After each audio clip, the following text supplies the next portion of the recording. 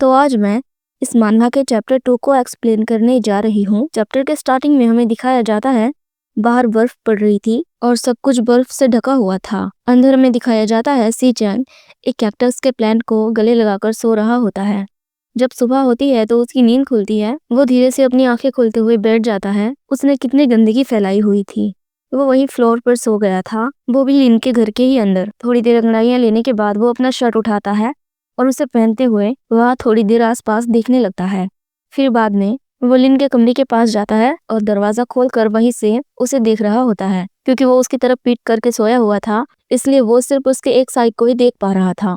उसे देखकर उसके चेहरे पर एक अलग ही चमक आ जाती है। वो बहुत खुश लग रहा था। उसे इसी तरह देखते हुए वो अपने बचपन के कुछ पलों को याद करता है, जहाँ लिन एक सोफे पर बैठकर स्टडी कर रहा था और साइड में सी-चैन के ग्रैंडपा बैठे हुए थे, उसके दादाजी। ये लिन के ग्रैंडपा नहीं है, ये सी-चैन के ग्रैंडपा है, ठीक है। और सीढ़ियों के ऊपर खड़ा होकर सी-चैन लिन को देख रहा था। वो बचपन में कितना प्यारा लग रहा था। उसने अपने बालों में कुछ फूल लगाए हुए थे जैसे वो कोई प्रिंसेस हो। इससे हमें इतना तो पता है कि उसे नेचर से बहुत प्यार है। यहाँ हमें दिखाया जाता है शायद लिन के फादर या उसके दादाजी को, जो कि एक डॉक्टर थे और वो सी-चैन के दादाजी का चेकअप कर रहे थे। यहाँ मैं आपको एक डाउट क्लियर कर दूं, लिन उसका टाइटल है और उसका नाम सुएशो है।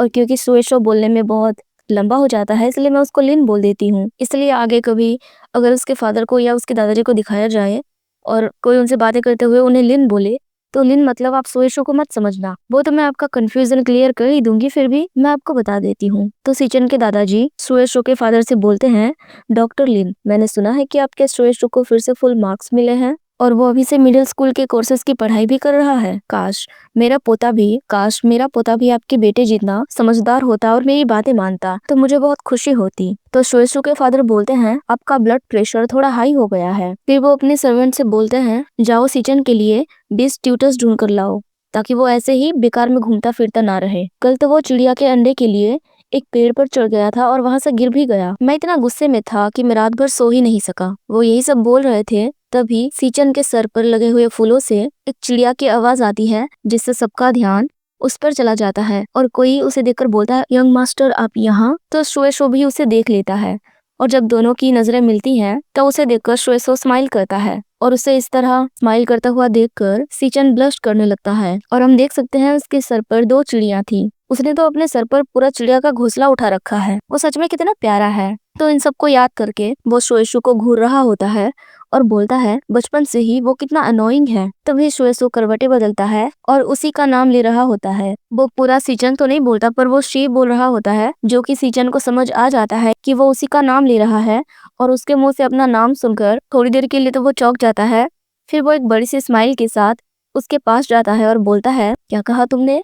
मैंने ठीक से सुना नहीं। फिर वो उसके चेहरे के पास अपना कान ले जाता है और बोलता है, क्या तुमने मेरा नाम लिया? बोलो बोलो, क्या तुमने मेरा नाम लिया? तो उसकी आवाज से सुएशो का नींद खुल जाता है और जैसे ही वो सी-चैन को अपने इतने करीब देखता है, शौक के मारे तो वो उसे एक लात मार देता है। पर सी-चैन उसका पैर पकड़ लेता है और बोलता है, लिन सुएशो, तो तुम सपने में मेरा नाम लेते हो? तो वो बोलता है, क्या बकवास है, किसी और के कमरे में इस तरह घुसे चले आ रहे हो? क्या तुम्हारे पास कोई मैनर्स नहीं है? वो इसी तरह उसे लात पर लात मारे जा रहा था, तभी वो उसके पैरों को जकड़ लेता है और उसे नीचे दबोच लेता है। तो सी-चैन थोड़ा चौंक जाता है। वो चिल्लाकर बोलता है, मैंने तुम पर दया दिखाई और तुम्हें यहाँ अपने घर पे रहने दिया और तुम उसकी भरपाई ऐसे कर रहे हो। और यहीं पर ये चैप्टर खत्म हो जाता है। तो चैप्टर 3 के स्टार्टिंग में सी-चैन बोलता है, हाँ जरूर, मैं इसका शुक्रिया अदा जरूर करूंगा, पर तुमने मुझे बताया नहीं कि मैं तुम्हारे सपने में कौन सा रोल प्ले करता हूँ। क्या सपने में तुम उस पल को देखते हो जहाँ तुमने मेरे बारे में मेरे दादाजी को बता दिया था कि मुझे लड़के पसंद है और उन्होंने मुझे घुटने टेकने की सजा दी थी? या फिर उस पल को जब तुमने मेरे दादाजी को बताया था कि मैं पहली बार छोटे से उम्र में प्यार में पड़ गया था, जिस वजह से उन्होंने मुझे 3 साल तक बाहर भेज दिया? ये सब सुनकर सुएशो थोड़ा सैड हो जाता है। सी-चैन उसके और करीब जाकर बोलता है, या फिर उस पल को जब मैं वापस आया था तो सब लोग सेलिब्रेट कर रहे थे, पर तुम और डॉक्टर लिन, तुम इतने लापरवाह हो गए थे कि तुमने हमें आधी रात तक इंतजार करवाया, पर तुम आए ही नहीं।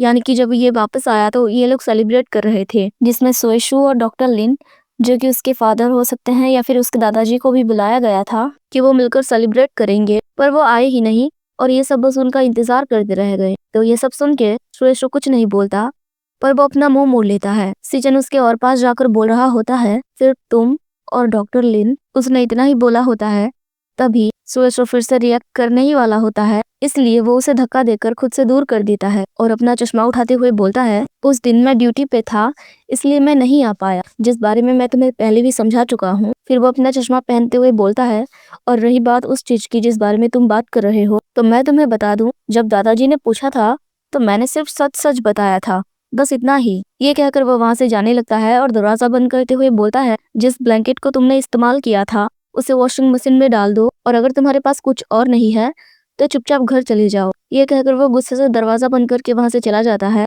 और सीचन स्माइल करके सोचता है 3 साल बीत गए पर वो अभी पहले की तरह ही कोल्ड है। फिर हमें शुएशु को दिखाया जाता है जो कि ब्रेकफास्ट बना रहा था और साथ ही सोच रहा था वो पहले वाला 3 साल का बच्चा नहीं रहा जिसे बुली किया जाता था। ये सोचते हुए वो अपने ऑमलेट में कोई सॉस डाल रहा था, तभी सीचन अचानक से आकर उसे पीछे से हक कर लेता है, जिससे वो पूरा का पूरा डब्बा उसी ऑमलेट के अंदर ही खाली हो जाता है। वो बोलता है, क्या पिछली रात तुमने मुझे छुआ? जिससे शुएशु को गुस्सा तो आता है पर वो उसे गुस्सा नहीं करता और बोलता है, क्या तुम्हें लगता है कि ऐसा पॉसिबल हो सकता है? तो सीचन कुछ नहीं बोलता और वो उसके पीठ पर हाथ फेरने लगता है, उसे टीस करने लगता है, जिससे शुएशु परेशान हो जाता है और वो उस पर चिल्लाने ही वाला था। तो सीचन बोलता है, अगर तुमने नहीं छुआ तो बोल दो नहीं, और अगर तुमने छुआ है तो मैं समझ सकता हूँ क्योंकि अब हम बड़े हो चुके हैं। ये सब वो उसके कान के पास जाकर बोलता है, जिससे शुएशु डिस्टर्ब हो रहा था और ब्लश कर रहा था। उसे इस तरह अपने लिए परेशान होता हुआ देखकर सीचन स्माइल करने लगता है और वहां से जाते हुए बोलता है, ठीक है डॉक्टर लिन, कल रात मेरा ख्याल रखने के लिए आपका शुक्रिया, अब मैं चलता हूँ। ये कहकर वो वहां से चला जाता है। फिर हमें किसी यूनिवर्सिटी को दिखाया जाता है जहाँ पर शुएशु काम करता है। मैं बहुत कंफ्यूज हूँ, जब कोई उससे बात करता है तो वो उसे डॉक्टर लिन बोलते हैं, तो मुझे भी डॉक्टर लिन बोलना पड़ता है, और जब उसके फादर के बारे में या उसकी फैमिली के बारे में कोई बात करता है तो वो उन्हें भी वो डॉक्टर लिन ही बोलते हैं। तो मैं इसे डॉक्टर लिन बोलूं या शुएशु बोलूं, आप मुझे कमेंट करके जरूर बताना भूलना मत। तो शुएशु वहां पर आ जाता है जहाँ वो काम करता है।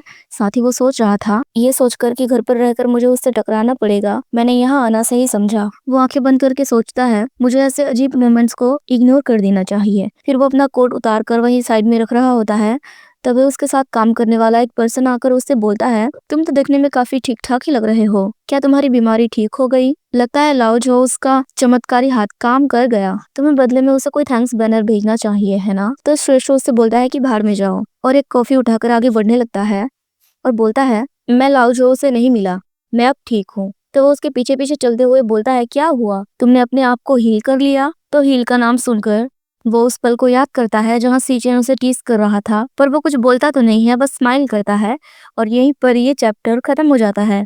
फिर चैप्टर 4 के स्टार्टिंग में हम देखते हैं शुएशु बोलता है, बस मैं कुछ दिन से बहुत बिजी था और बहुत स्ट्रेस में था, और जब मैंने थोड़ा रिलैक्स किया तो उसी से शायद मेरी तबीयत ठीक हो गई, मतलब कि वो तबीयत जिसमें वो रिएक्ट नहीं करता था। तो वो पर्सन बोलता है, ये सब तो तुम 1 महीने से बोले जा रहे हो, अगर यही वजह होता तो पुराना जो और बाकी सब काम से बहुत पहले जा चुके होते। अब बताओ भी, इसमें शर्माने वाली कौन सी बात है? हम सब डॉक्टर्स हैं और सब कुछ पहले से देख रखा है, बस यही सोचकर बता दो कि ये काम की बात है। तो उसकी बातें सुनकर सुएशु सर पकड़ लेता है और बोलता है, एक्सीडेंटली मेरा किसी के साथ थोड़ी बहुत फिजिकल कांटेक्ट हुई है, अब तुम खुश हो? तो वो पर्सन खुश हो जाता है और बोलता है, वाओ, तुम्हारा किसी के साथ थोड़ा बहुत फिजिकल कांटेक्ट हुआ है, पर तुम्हें तो लोग बड़े अनोइंग लगते हैं, है ना? ये बोलकर वो उसके चारों तरफ मंडरा रहा होता है और वो बस उसे बोल रहा होता है कि ये सब एक्सीडेंटली हुआ, ठीक है? तो वो पर्सन फिर बोलता है, आखिर तुम्हारे क्लोज कौन आ सकता है?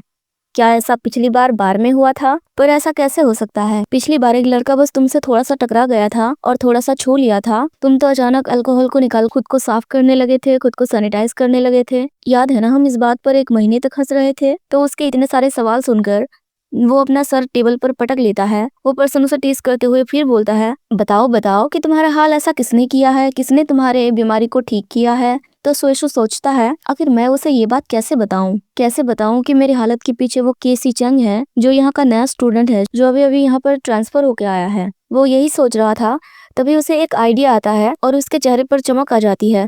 तो वो बोलता है कि तुम मुझे इस तरह क्यों घूर रहे हो?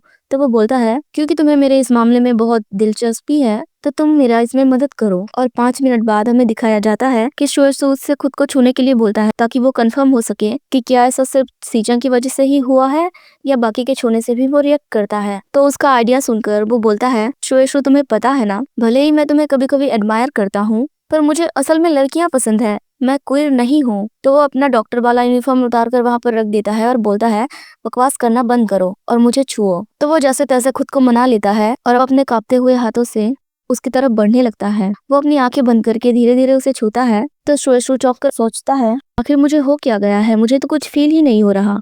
ये सोचकर वो उस पल को याद करता है जब सीचंग उसे टीज कर रहा था। वो याद करता है कि कैसे उसके थोड़े से छूने से भी वो कितना डिस्टर्ब हो गया था। उसे एहसास होता है कि ये कोई एक्सीडेंट नहीं था, उसे सच में सीचंग के टच से कुछ फील हुआ था। कुछ नहीं बल्कि ज्यादा फील हुआ था। वो इसे और भी ज्यादा कंफर्म करना चाहता था, इसलिए वो उस पर्सन से बोलता है क्या तुम थोड़ा और ताकत लगाकर नहीं छू सकते, जिससे वो चौंक जाता है और बोलता है अच्छा तो तुम्हें ऐसे रॉक बनना पसंद है। जिसे सुन के वो चौंक जाता है और सोचता है पहले मुझे ये सब पसंद नहीं था। मैं हमेशा से सोचता था कि इनकी मसीह में जेंटल होना और एक दूसरे की रिस्पेक्ट करना ही अच्छी बात होती है, पर कल और आज के रॉग एक्सपीरियंस ने मेरे प्रॉब्लम को सॉल्व कर दिया। क्या ऐसा सच में एक एक्सीडेंट ही हो सकता है? तभी वो पर्सन उससे पूछता है क्या तुम्हें लगता है कि ये आइडिया काम करेगा? तो वो गुस्सा होकर बोलता है क्या तुम अपना हाथ थोड़ा और नहीं चला सकते, तुम तो लकड़ी के किसी टुकड़े की तरह हो। ये सुनकर वो उसके कमर को पकड़ लेता है और उसे इधर उधर दबोचते हुए बोलता है अब ठीक है, अब सही है, ये कैसा है, क्या अब तुम्हें कुछ फील हो रहा है? तो उसके ऐसी हरकतों से उसे गुस्सा आ जाता है और वो बोलता है तुम अब बस भी करो, रहने दो। उसके बाद इतना उछल कूद करने की वजह से वो पर्सन सोचता है कि मैं तो बहुत थक चुका हूँ और शोएशु भी थक चुका था, इसलिए वो दोनों ऐसे ही खड़े थे क्योंकि वो रिलैक्स करना चाहते थे, पर उन्हें देखकर ऐसा लग रहा था जैसे वो सब कर रहे हैं। तभी सीचन दरवाजा खोलकर अंदर आ रहा होता है और वो उन दोनों को इस तरह देख लेता है। इन दोनों को ऐसे देखकर तो मानो उसका दिल ही टूट जाता है और ये दोनों भी इस हाल में पकड़े जाने के बाद शर्म के मारे बिल्कुल जम जाते हैं और सीचन फ्रस्ट्रेट होकर गुस्सा होकर जोर से दरवाजा बंद करके वहां से चला जाता है और वो पर्सन उसे चिल्लाकर बोल रहा होता है कीशन रुको, इस तरह मत जाओ, इस सिचुएशन को एक्सप्लेन करने का मौका तो दो। पर वो वहां दरवाजे के सामने खड़ा होकर उसे जोर से बंद करते हुए बाकियों से बोल रहा होता है मैं लीजी का एक्सक्यूज नोट लेकर खुद आ जाऊंगा, तुम सब ट्रेन की तरफ जाओ। तो वो सब बोलते हैं क्यों, तुम ही तो वो थे जो हमें यहाँ लेकर आया है। तो कोई और बोलता है हाँ तुमने कहा था कि हम ब्रेक लेने का कोई वजह ढूंढ लेंगे जिससे कोच को कोई प्रॉब्लम ना हो। तो कोई और बोलता है एग्जैक्टली, आखिरकार हमें एक ब्रेक मिलेगा। अब जब हम यहाँ तक आ गए हैं तो चलो अंदर चलते हैं। तो इससे हमें पता चलता है कि वो सब ब्रेक लेने के लिए इनसे बातें करने आए होते हैं और वो उन्हें इस हाल में देख लेता है। तो अंदर से उन सब की बातें सुनकर ये दोनों शर्म के मारे कांप रहे होते हैं और शोएसु सोचता है आखिर मैं इस हालातों में कैसे फंस गया। और यहीं पर ये चैप्टर खत्म हो जाता है। प्लीज वीडियो को लाइक और चैनल को सब्सक्राइब करना ना भूलें। Thanks for watching, take care, bye bye.